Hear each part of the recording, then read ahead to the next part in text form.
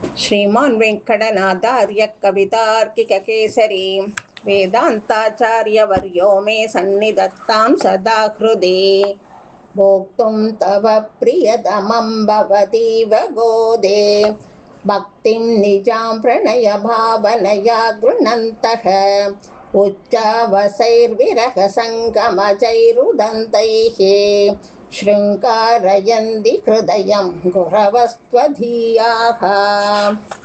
இதுல கோதாதேவி, நீ அவதரிக்கும் போதே பெண்ணா அவதரிச்சுட்ட.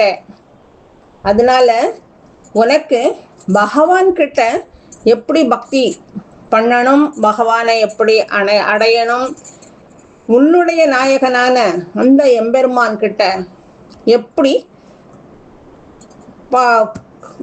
காதல் பண்ணணும் எல்லாம் உனக்கு சுயமாவே நீ இயற்கையாகவே பெண்ணாக அவதாரம் பண்ணினதுனால உனக்கு தெரியுறது பண்ணின்னு இருக்க. ஆனா பெரியாழ்வாராகட்டும் மற்றைய ஆழ்வார்களாகட்டும் எம்பெருமான் கிட்ட நீ அனுபவிக்கிற மாதிரி அனுபவிக்க முடியல. காரணம், அவள்லாம் ஆண்கள் புருஷர்களா அவதாரம் பண்ணினதுனால ஒன்ன மாதிரி அவளால் பண்ண முடியுமா? முடியல. ஆனா அவளும் பெருமாள் கிட்ட காதல் பண்ணணும்னு நினைக்கிறா. ஏன்னா பெருமாள் தானே பரம புருஷன். மீதி இங்க இருக்கிற எல்லாரும் அந்த பகவான் கிட்ட பக்தி பண்ணணும், பகவானை அடையணும், அவன்கிட்ட உரிமையோட பேசணும், பழகணும் அப்படிங்கிற எண்ணம் எல்லாருக்குமே இருக்கு. ஆனா அவளுக்கு முடியல. நீ நன்னா அனுபவிக்கிறதுக்கு உனக்கு உரிமையும் இருக்கு, கடமையும் இருக்கு, ஏன் உனக்கு முறையும் கூட இருக்கு. ஆனா அவர்கள் ஒரு யுக்தி பண்ணினா நம்மளால ஆண்டாள் மாதிரி அனுபவிக்க முடியலையே அப்படின்னு நினைச்சுக்கிண்டு ஒரு யுக்தி பண்ணினா. என்னன்னா, நீ எப்படி பகவான பெண்ணா இருந்து அனுபவிக்கிறையோ அதே மாதிரி தாங்களும் பெண்ணாக இருந்து எம்பெருமான் கிட்ட பக்தி செலுத்தி பரபக்தி பரஜானம் அடையணும் அப்படின்னுட்டு நினைக்கிறா. அதனால தாங்களையும் ஒரு பெண்ணாகவே பாவிச்சுக்கிண்டு பெருமாள் கிட்ட பக்தி பண்றா, காதல் வசப்படுறா. எம்பெருமான் அவளுக்கு காட்சி கொடுத்தா அப்படின்னாக்க ஆனந்திச்சுக்கிறா, சம்ஸ்லேஷத்துல சந்தோஷப்படுறா.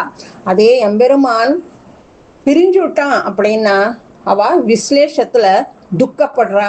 இப்படியெல்லாம் இருக்கிறதுனால என்ன பண்ணினா அவளும் தூது விடுறது, மடல் விடுறது, இப்படியான அனுபவத்தெல்லாம் அனுபவிச்சா.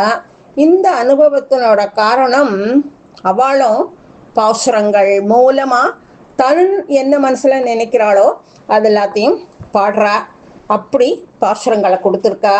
ஆனாலும் என்னதான் இருந்தாலும் இயற்கையாகவே நீ பெண்ணாக அவதாரம் பண்ணினதுனால எம்பெருமான் கிட்ட உனக்கு இருக்கிற அனுபவம் எவ்வளவு மேன்மையானது, அதை எங்களால பேச முடியுமா? முடியாது அப்படின்னுட்டு இந்த பாசுரத்துல இந்த ஸ்லோகத்துல ஸ்ரீ தேசிகன் சாதிக்கிறார்.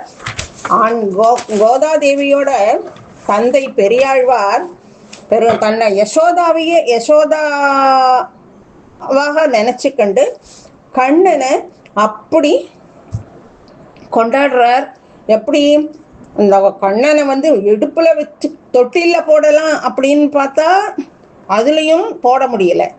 சரி, யசோதா மாதிரி இடுப்புல வச்சுக்கலாம் அப்படின்னு தன்னை யசோதாவா நினைச்சுட்டு இடுப்புல வச்சுக்கிறார். அதுவும் முடியல. அந்த மாதிரி கிருஷ்ணன் பாடுபடுத்துறானா. அதை எப்படி சொல்றார் பாருங்கோ.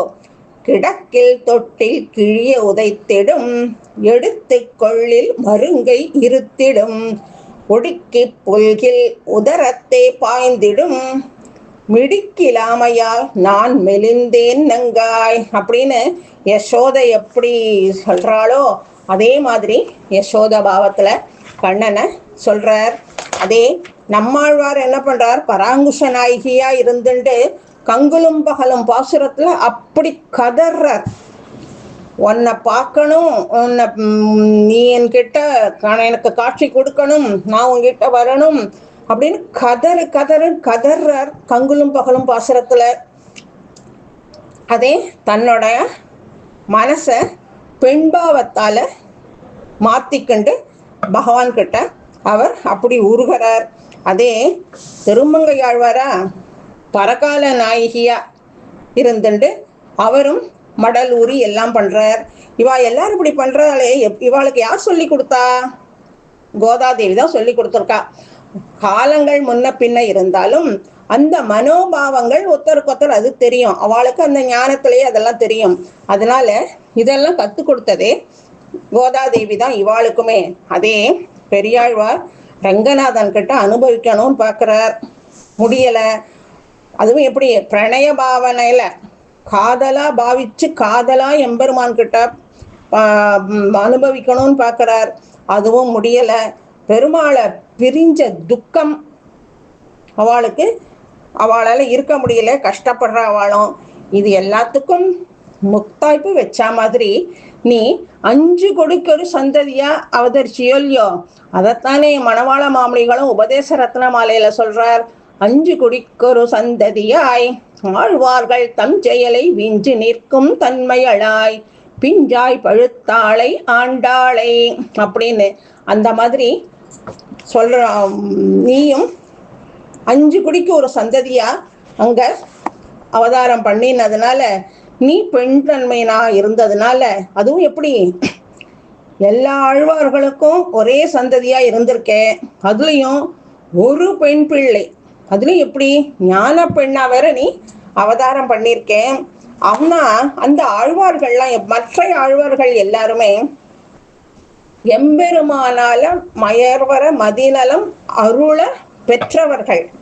அதே எம்பெருமானோட கடாட்சத்தினாலதான் அவளுக்கு இந்த ஞானமும் உண்டானது. உனக்கு இயற்கையிலேயே இதெல்லாம் இருக்கிறதுனால உன்ன மாதிரி எங்களால அனுபவிக்க முடியல அப்படின்னுட்டு ஆழ்வார்கள்லாம் ஏங்குறான். அதே ஆழ்வார்களுக்கு உண்டான ஞானம் எம்பெருமான் கடாட்சத்தால ஏற்பட்டது. உனக்கு சகஜமாவே இந்த ஞானம் இருக்கு. அதனால நீ எம்பெருமான் கிட்ட எவ்வளவு அனுபவிக்க முடியுமோ நீ அந்த அளவுக்கு அனுபவிக்கலாம். ஆனால் நாங்கள் அந்த அளவுக்கு பாக்கியம் பண்ணலையே அப்படின்னு சொல்றார். அதே இப்ப ஆண்டாளே சொல்லியிருக்காளோ இல்லையோ, பெரியாழ்வார் ஆண்டாளுக்கு கல்யாணம் பண்ணி வைக்கணும் அப்படின்னுட்டு பார்க்கிறார். ஆரம்பிக்கும் போதே மானிடர்க்கென்று பேச்சுப்படி வாழகில்லேன் கண்டாய் அப்படின்னுட்டு அந்த அளவுக்கு எம்பெருமான தன் மனசுல எப்படி வச்சுருக்கா அப்படிங்கிறதையும் சொல்றார். அதைத்தான் பால்ய பிரபுதி என்று பிறந்த காலத்திலேயே தொட்டில் போடுற ஆரம்பிக்கும் பொழுதே ஆண்டாள் இந்த மாதிரி எம்பெருமானை நினைச்சுட்டு இருக்கா. அதே சமயம் ஒரு பெண்ணை ஒரு புருஷனை கண்டு காதல் பண்ணணும் அப்படின்னா உனக்கு அது இயல்பாவே இருக்கு அப்படின்னுட்டு ஆண்டாளுடைய ஸ்வரூபத்தை சுயமாவே அவளுக்கு இயற்கையான பெண் தன்மை இருந்து ஆண்டாள் எப்படி அனுபவிச்சா அப்படிங்கிறத இதுல இருந்து நம்ம தெரிஞ்சுக்கிறோம்.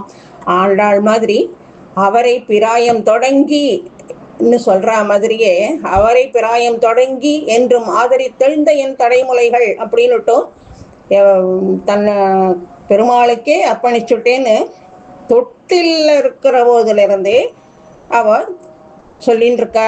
அதுவும் இல்லாம தன்னுடைய தந்தை பெரியாழ்வார்கிட்ட கண்ணனோட கதைகளை சின்ன வயசுல இருந்தே கேட்டு கேட்டு கேட்டு கண்ணனையே தன்னுடைய கணவனா பாவிச்சுண்டு அப்படியே பகவானையே அடைஞ்சாள் அப்படிங்கிறதும் இவளுடைய எம்பெருமான் கிட்ட இவள் வச்சுருந்த காதலை தெரியப்படுத்துறது. இப்படி நீ பெண்ணாகவே அவதரிச்சு எம்பெருமானை நன்றாக அனுபவிக்கிற அந்த அனுபவம் எங்களுக்கு கிடைக்கலையேன்னு ஆழ்வார்களுடைய ஏக்கம் இந்த ஸ்லோகத்துல ஸ்ரீ தேசிகன் நமக்கு காமிக்கிறார். அடுத்த ஸ்லோகத்தில் அடுத்தது பார்க்கலாம். கவிதார்க்கிக சிம்ஹாய கல்யாண குணசாலினே ஸ்ரீமதே வெங்கடேசாய வேதாந்த குரவே நமஹ.